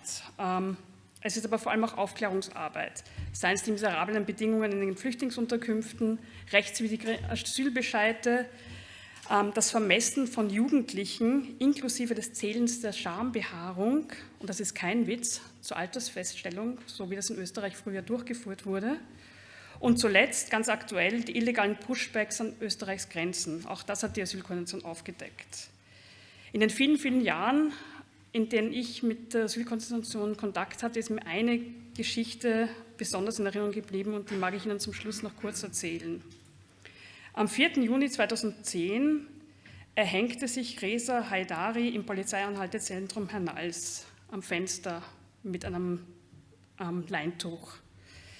Er war damals 16 Jahre alt und stammte aus Afghanistan und hatte es ganz alleine bis nach Österreich geschafft. Er hatte zuvor schon in Schweden um Asyl angesucht. Dort wurde er in einer Unterkunft für Erwachsene untergebracht und von einem Mann vergewaltigt. So etwas passiert, wenn der Staat Minderjährige nicht schützt. Weil er sich so gefürchtet hat in Schweden und so traumatisiert war, ist er weiter geflüchtet und kam bis nach Österreich. Und hat bei seiner Einvernahme in Dreiskirchen den Beamten von diesem Verbrechen, das an ihm begangen wurde, erzählt. Und auch, wie sehr er sich fürchtet, nach Schweden zurückgeschickt zu werden. Wörtlich sagte Reza, ich habe meine Ehre und mein Gesicht verloren, bevor noch mehr Schande über mich kommt, ist es besser, in die Heimat abgeschoben zu werden. Aber nicht mal darauf ging der Asylbeamte ein. Stattdessen stempelte er schubhaft auf den Akt, Reza sollte nach Schweden zurückgeschickt werden. Die waren ja schließlich zuständig. So landete der schwer traumatisierte Teenager im Polizeigefängnis. Und als die Polizisten Reza in der Nacht vom 4. Juni 2010 fanden, war er noch am Leben, aber nicht mehr ansprechbar. Die Rettung brachte ihn ins AKH. Die Ärzte versuchten dort noch sein Leben zu retten, aber die Gehirnschäden waren schon so groß, dass er wenige Wochen später still und heimlich am 19. Juli in einem Pflegeheim in Niederösterreich verstarb. Das Innenministerium wollte diesen Fall damals unter den Tisch kehren. Es ist der Asylkoordination zu verdanken, dass ich die Möglichkeit hatte, Wochen später darüber zu berichten, was die Republik Österreich diesem jungen Menschen angetan hat. Und genau dafür steht die Asylkoordination, dass solche Verbrechen nicht einfach unter die Decke gekehrt werden.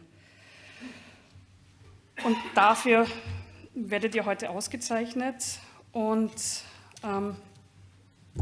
ich kann nur gratulieren und danken für die Arbeit. Vielen Dank.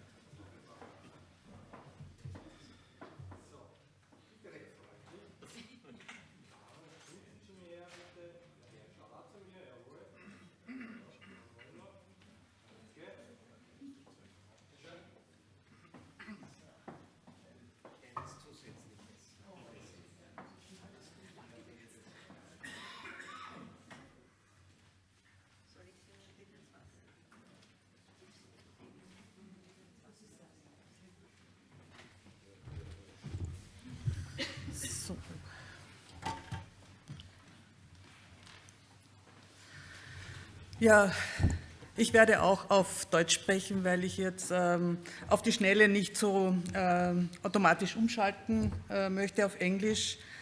Auf jeden Fall als allererstes vielen, vielen herzlichen Dank für diese Auszeichnung.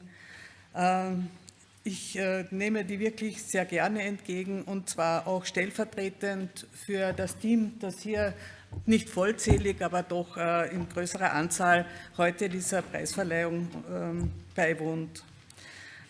Unsere Laudatorin hat schon einiges über die Geschichte der Asylkoordination erzählt. Ich möchte vielleicht ein paar Facetten hier noch ergänzen und eher aus der Perspektive einer Person, die die Geschichte dieses Vereins von Anfang an begleitet hat und gelenkt hat. Die Gründung der Asylkoordination ist in eine Zeit des Umbruchs gefallen. 1989 ist Ihnen sicher auch in Erinnerung der Fall des Eisernen Vorhangs. Es gab hier in unseren Nachbarländern eine Regimeänderung, einen Systemwechsel und die Grenzen, die plötzlich Richtung Osten nicht mehr geschlossen waren, sondern offen wurden, waren auch ein Weg für viele Flüchtlinge, hier in Österreich anzukommen und hier in Österreich Schutz zu suchen. Vor allem waren es eben Menschen aus Rumänien, aus Bulgarien, aber auch aus der Türkei. Die Anzahl jedenfalls der Flüchtlinge hier in Österreich ist doch deutlich gestiegen im Vergleich zu den Vorjahren. Das hat in Österreich zu einem Diskurswechsel geführt, nämlich zu einem Diskurs, wo Menschen plötzlich als Bedrohung wahrgenommen wurden, während sie vorher als Helden eigentlich empfangen wurden in Österreich, weil es ihnen ja gelungen ist, vor einem autoritären Regime, in dem Menschenrechte nur bedingt gelten, zu entkommen. Sie sind eben zu einer Bedrohung geworden und die österreichische Politik hat auch einiges dazu beigetragen, sie tatsächlich zur Bedrohung zu stilisieren. Für mich ist das Synonym dafür Kaisersteinbruch. Ein kleiner Ort im Burgenland mit 400 Einwohnern, wo genau 400 alleinstehende männliche Flüchtlinge untergebracht werden sollten.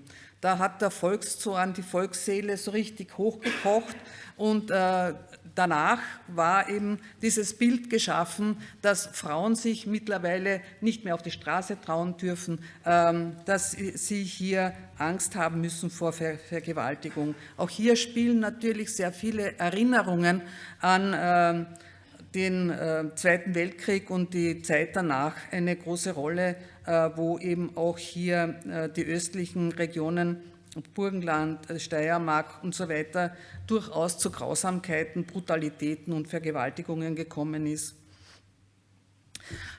Die verschiedenen Initiativen, die zu dieser Zeit entstanden sind, um Menschen auf der Flucht beizustehen, haben den Slogan entwickelt: Ich habe keine Angst vor Flüchtlingen, ich habe Angst um sie. Das ist sozusagen ein Leitmotiv geworden für unsere Arbeit, dass wir uns tatsächlich um die Sorgen und Nöte der Flüchtlinge kümmern wollen, uns für sie einsetzen wollen. Wir haben zu dieser Zeit, also dann 1990 vor allem, begonnen, uns regelmäßig zu treffen und unsere Zusammenarbeit auf sozusagen eine Struktur zu setzen. Es waren hier eine Reihe von zivilgesellschaftlichen Initiativen in ganz Österreich.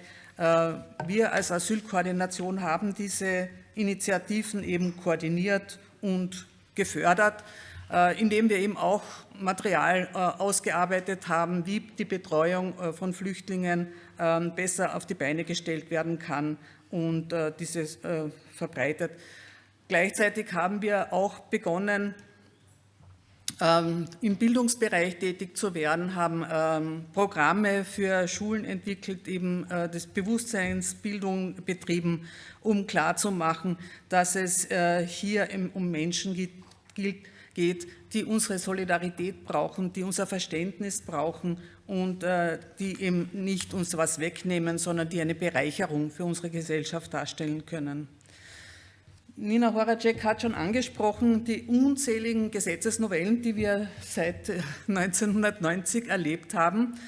Wir haben Tage und Wochen beraten, Stellungnahmen geschrieben, das Gespräch mit Stakeholdern gesucht, meistens erfolglos. Unsere aufgezeigten Missstände haben wir dann eben nicht mehr nur mit den Stakeholdern geteilt, sondern festgestellt, wir müssten diese öffentlich machen, um ein bisschen mehr Druck zu erzeugen auf die Politik. Wir haben diese Missstände auch angeprangert. Eine Aktion, die mir aus den 90er Jahren noch sehr gut in Erinnerung ist, weil hier ein ganz zentrales Menschenrecht angesprochen wird, das Recht auf Freiheit. Wir hatten miserableste und undenkbare Zustände im Bereich der Schubhaft und haben diese Aktion Licht ins Dunkel der Schubhaft auf die Beine gestellt, wo auch kirchliche Organisationen mitgewirkt haben. Also das war eben ein besonderes Anliegen, Menschen, die ihrer Freiheit beraubt waren, nicht auch noch ihrer letzten Rechte zu berauben.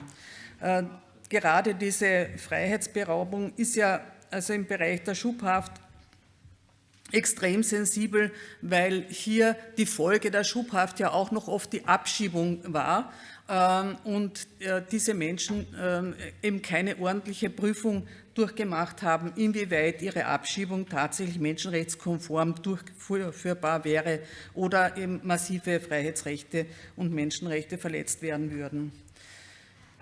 Zur Erinnerung vielleicht gesagt, das Asylrecht ist ein Menschenrecht. Es ist in Artikel 14 der Menschenrechtskonvention verankert und das heißt dort eben, dass jeder Mensch Schutz vor Verfolgung, Asyl suchen und genießen darf.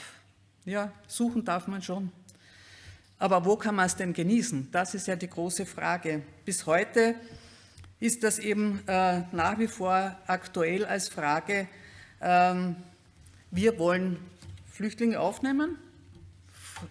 Die Zivilgesellschaft ist bereit, aber in Österreich herrscht eben auch immer wieder diese Vorstellung vor, dass Asyl zwar bejaht wird, das ist ein Recht, an dem wird nicht gerüttelt, aber möglichst nicht bei uns. Ja, die Menschen sollen möglichst woanders bleiben. Und da gab es eben auch schon in den 90er Jahren das sogenannte Drittstaatskonzept und das sogenannte Dublin-System, mit dem eben geregelt werden sollte, wer dann letztlich überhaupt in Österreich bleiben darf. Auch hier wurde schon kurz mit dem Fall aus Schweden angesprochen, dass dieses System der Verteilung zu unheimlichem menschlichen Leid geführt hat. Aber nicht nur menschliches Leid, sondern es sind ein richtiger Bürokratiemonster ist da entstanden in diesem Dublin-System, das Unmengen an Geld verschlungen hat, das den Flüchtlingen, die hier angekommen sind, Lebenszeit geraubt hat. Oft haben diese Dublin-Vorprüfungsverfahren, ob jemand überhaupt schutzbedürftig ist, in Österreich dann sozusagen ein reguläres Verfahren bekommt, über Jahre gedauert, bevor man überhaupt einmal zu dieser Frage gekommen ist, braucht dieser Mensch Schutz oder nicht. Ich gestehe mit Freude, dass das Asyl- und Fremdenrecht im Lauf der Jahre durchaus verbessert wurde. Es liegt nicht nur an uns, wir haben sehr, sehr viele Mitstreiter gehabt. Manfred Nowak wurde schon auch angesprochen als einen der Menschenrechtsexperten, der sicher auch sehr viele Verdienste hat. Es gibt etliche Anwälte in dem Bereich, die wirklich Hervorragendes leisten und immer wieder auch Menschen pro bono vertreten. Diese Verbesserungen verdanken sich eben nicht der Einsicht der politischen Akteure, sondern sind oft nur die Reaktion auf den Druck von Seiten der Höchstgerichte, die eben zahlreiche Paragraphen der österreichischen Gesetze als nicht verfassungskonform oder als nicht menschenrechtskonform beurteilen mussten. Mitunter wurde sogar festgestellt, dass der Vollzug dieser Gesetze total willkürlich ist. Auch der Beitritt der EU, der Beitritt Österreichs zur EU brachte einen großen Reformschub.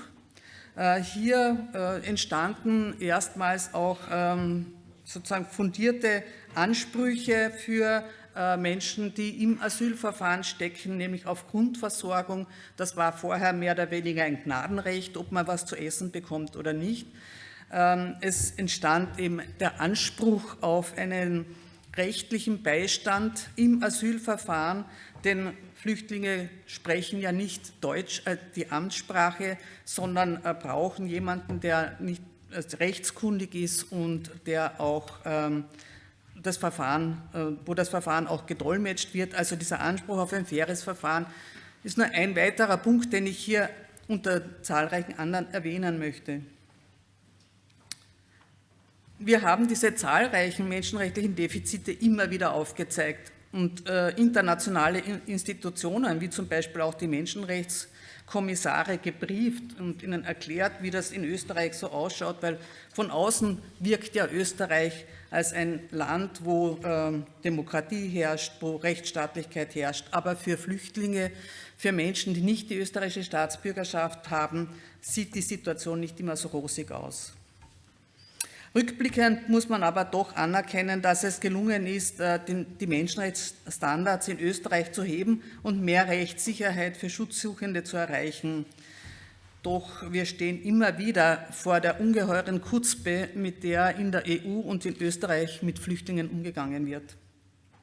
Zum Beispiel das Abschieben in Drittstaaten, mit denen dann Verträge geschlossen werden. Jüngst wieder das aktuelle Beispiel von Großbritannien, das Ruanda plötzlich als idealen Aufnahmeort für Flüchtlinge ansieht. Nicht wesentlich besser steht die EU da mit ihrem Türkei-Deal, wo auch sozusagen wir versuchen, das Flüchtlingsproblem zu verkaufen. Pushbacks. Auch hier hatten wir erst kürzlich eine höchstgerichtliche Entscheidung, wonach Österreich hier rechtswidrig Menschen einfach wieder zurückgeschoben hat, ohne ihre Anliegen anzuhören. Also wohin mit den Flüchtlingen, das ist eine Frage, die uns schon sehr lange begleitet. Das sauteure und ineffiziente Dublin-System hat sich in der Zwischenzeit totgelaufen. Das ist zum Beispiel ein sehr guter Ansatzpunkt. Auch die Zeit sozusagen hilft uns mit. Dennoch gibt es permanent Diskussionen darüber, wie viele Flüchtlinge verträgt ein Land, wie viele Flüchtlinge sind in einem Ort aufzuheben, wie viele Möglichkeiten gibt es der Integration. Jetzt wieder Diskussionen über Quoten. Auch die haben in der Vergangenheit nie funktioniert. Auch innerhalb von Österreich gibt es so ein nettes Quotensystem. Jedes Bundesland sollte entsprechend der Bevölkerung Flüchtlinge aufnehmen. Auch das hat von Anfang an nie funktioniert. Das ist sozusagen seit 18 Jahren nicht möglich, hier ein System ordentlich auf die Beine zu stellen. Ich möchte jetzt noch 2, 3 Punkte ganz kurz ansprechen, weil das hier auch menschenrechtliche Aspekte sind, die wir oft nicht ausreichend berücksichtigen. Es ist die Lebenszeit der Menschen, die hier während eines Asylverfahrens, bis sie einen geregelten Aufenthaltsstatus haben, einfach nutzlos verstreicht. Erst kürzlich wurde klargestellt, dass Flüchtlinge auch während dieser Wartezeit, bis sie den regulären Aufenthalt bekommen, arbeiten können, dürfen, sollen. Ja?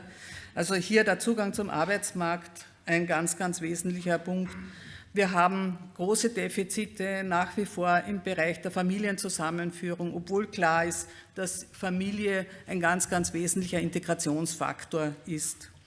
Wir haben schon angesprochen, die Rechte der Kinderflüchtlinge als Dauerbaustelle. Auch hier wäre es notwendig, endlich einmal Nägel mit Köpfen zu machen, zu regeln, dass hier von Anfang an jemand sich auch um die Rechte der Flüchtlinge, die noch minderjährig sind, kümmert. Wir haben Strukturen, die verbessert gehören, zum Beispiel eben bei der Aufnahme von Flüchtlingen.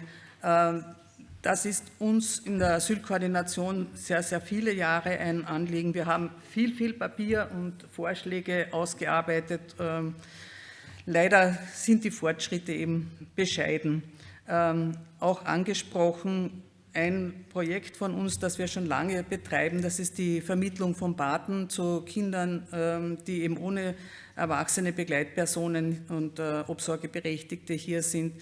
Ein ganz, ganz wichtiges Projekt.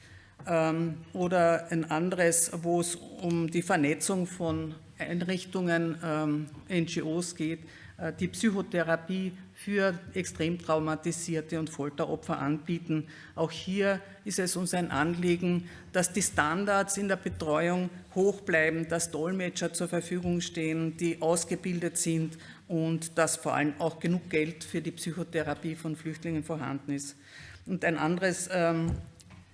anderen Bereich möchte ich noch kurz erwähnen. Das wäre die Partizipation von Flüchtlingen. Auch hier wäre es wichtig, dass auch ihre Stimme mehr Gehör erlangt und dass auch sie in allen sie betreffenden Belangen mitsprechen können. Die Asylkoordination selbst ist sozusagen schon lange ein Host für die afghanische Community, aber nicht nur. Also hier schauen wir auch, dass die Communities selbst mehr Kompetenzen bekommen. Ich könnte natürlich jetzt noch viel anderes auch sagen, aber ich möchte Sie jetzt am Ende dieser Veranstaltung nicht noch länger auf die Folter spannen, weil bald gibt es ja auch was, glaube ich, zum Trinken. Und möchte einfach abschließend noch sagen, dass die Aufnahme von Flüchtlingen eben nicht eine Aufgabe ist, die die UNO wahrzunehmen hat oder irgendein Drittstaat wahrzunehmen hat oder irgendeine EU-Institution, sondern es ist unsere Verantwortung, die wir täglich brauchen, weil es um Menschen geht, die auf unsere Unterstützung angewiesen sind. Es ist auch unsere Verantwortung, dass auf der Welt ungefähr über 90 Millionen Menschen auf der Flucht sind. Nur ein kleiner Teil kommt tatsächlich bei uns an, aber wir müssen auch hier an dem Punkt arbeiten, dass die Fluchtursachen nicht mehr werden, sondern dass Menschen auch die Möglichkeit haben, in ihren eigenen Umgebung weiterhin zu wohnen, ohne dass ihre Menschenrechte untergraben werden. Also unsere Solidarität ist auf jeden Fall gefordert. Und ich denke, ein Preis wie der Kreisky Preis ist dann auch und die Auszeichnung für die Asylkoordination ist auch ein Zeichen dann der Solidarität mit den Flüchtlingen. Mein Motto ist, dass wir gemeinsam stärker sind. Wir sind auch lauter, wenn wir gemeinsam sind. Wir sind überzeugend, weil wir gemeinsam mit unseren Partnern in den Netzwerken und mit unseren Mitgliedsorganisationen für die Rechte von Flüchtlingen eintreten. Und das sind Menschenrechte und das gibt uns Kraft und das stärkt uns. Ich möchte auch meinen Kolleginnen und Kollegen herzlich danken, dass sie eben diese vielen Jahre unermüdlich in diesem Kampf beteiligt sind. Dankeschön auch für die Auszeichnung.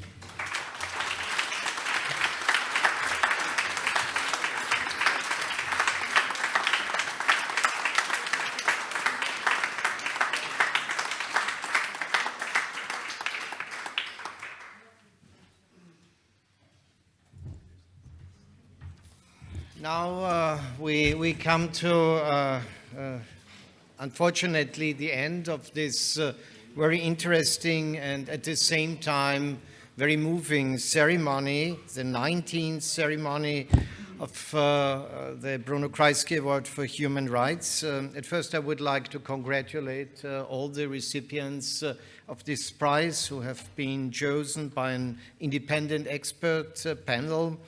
I would very much like to thank the Bruno Kreisky Forum and Gertraud Auer, Boria Dolmo and Sonja Kote for not only their hospitality but also for their assistance in all matters of organizing this event, and in particular Mrs.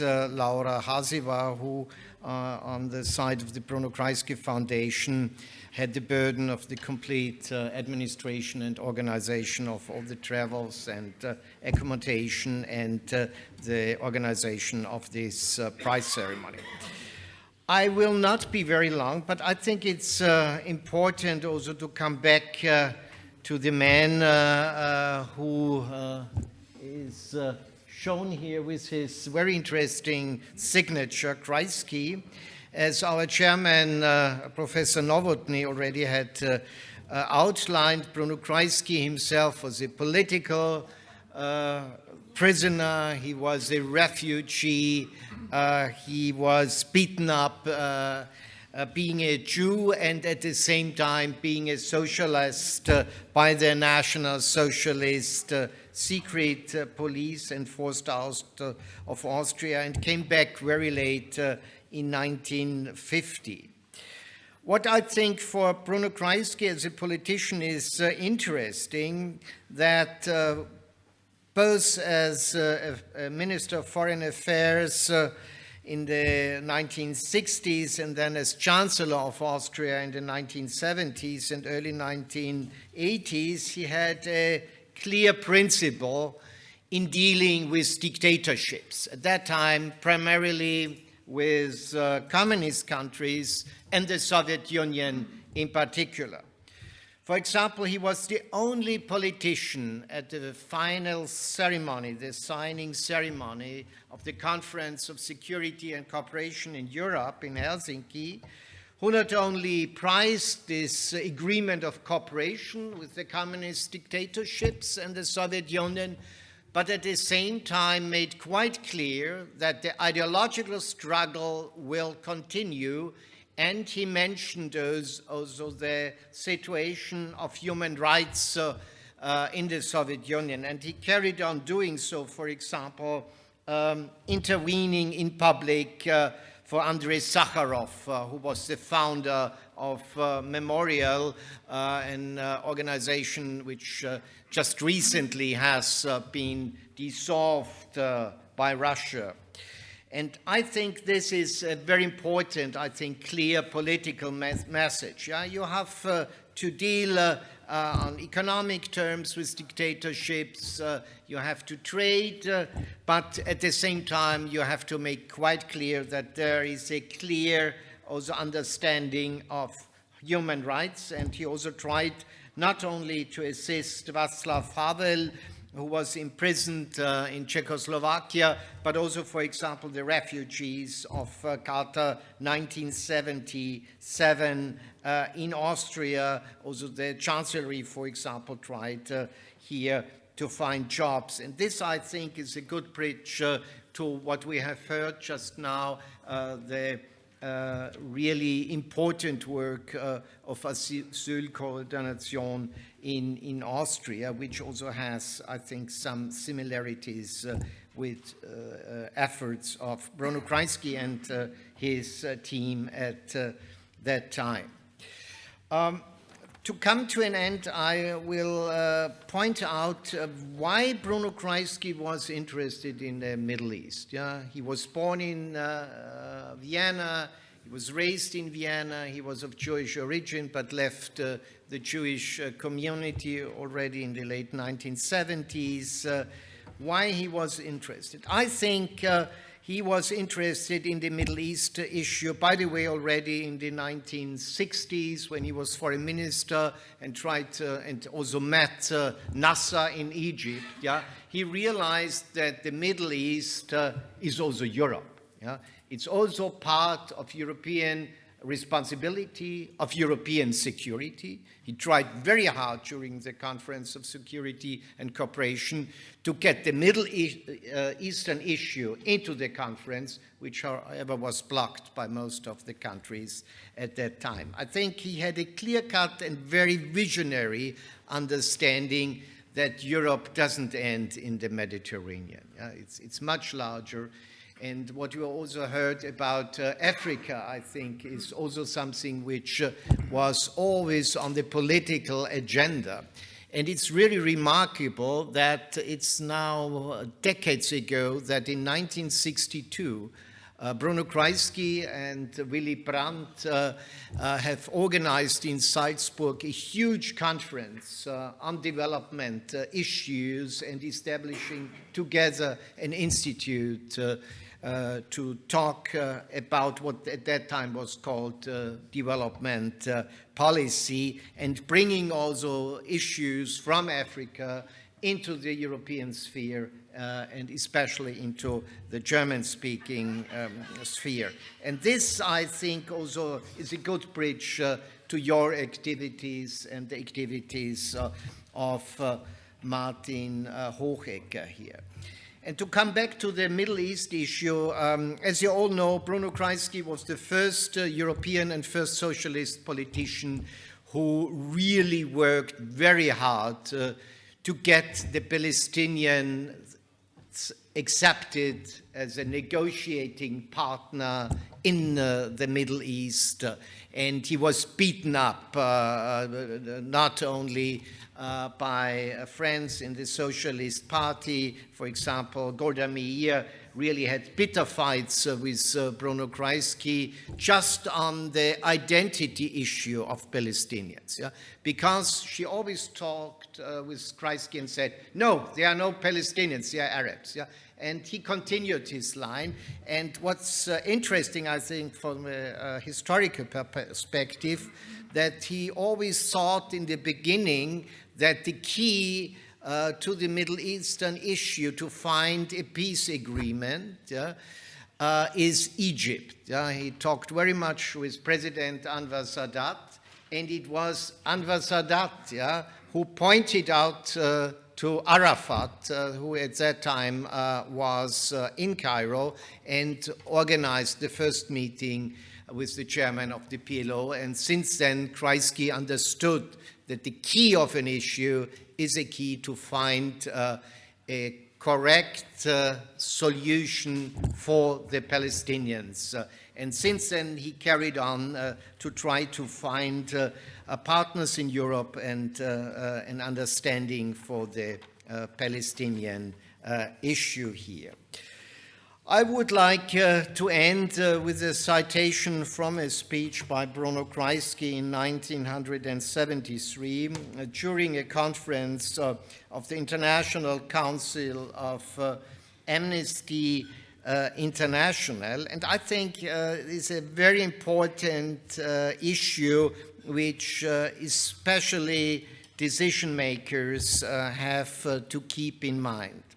Kreisky, during this speech, said that I think that we have a special responsibility, that it is necessary to intervene in domestic affairs of other countries when human rights are on stake. And today I think we heard very important and clear examples with regard to Austria, the Austrian issues on the level of NGOs, who really try very hard and very successful to keep up at least some standards of our legal system with regard to refugees and keep up the human rights issue. We heard a lot about activities within the framework also of NGOs and the Roman Catholic Church, something which also was very important for Bruno Kreisky, and we heard also Al-Haq and the issue of the Palestinians and Palestinians' rights here. And I think what is very important right now in the presence is the issue of democracy in Belarus. And I would like very much to thank you also for your speech in absence of your sister, Maria Kalesnikawa. Thank you so much for coming, and I hope you find some time to enjoy a glass of wine or water. Thank you.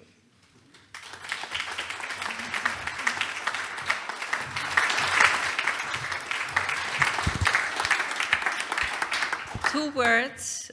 I would like to invite you to go into the garden, because we have to prepare the room for the conference which is taking place tomorrow with our friends from all over. And so please be so kind and have your glass of wine and water in the garden. And thank you very much for being here.